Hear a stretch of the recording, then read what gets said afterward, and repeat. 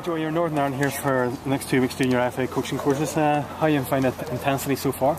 Yeah, it's really intensive. You know, I think we've got to learn an awful lot in a short space of time.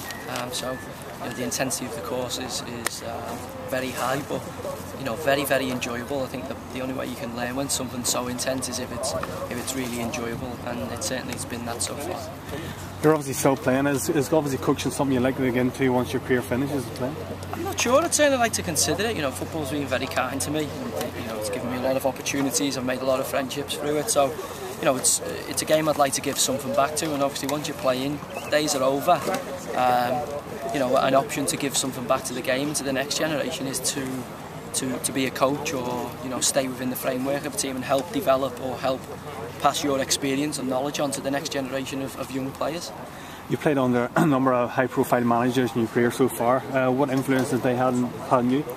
Yeah, every one of them. You know, every one of them has a little bit, leaves a little bit with you. Sometimes positive, sometimes negative. But generally, you pick up a lot from them.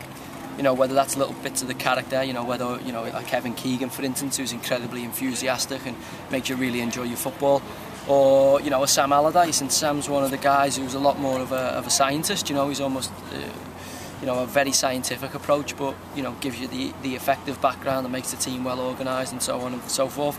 And then you've got another one like Alfie White, you know, another coach who is full of enthusiasm, rambles and speaks in a foreign language unbeknown to anybody on planet Earth.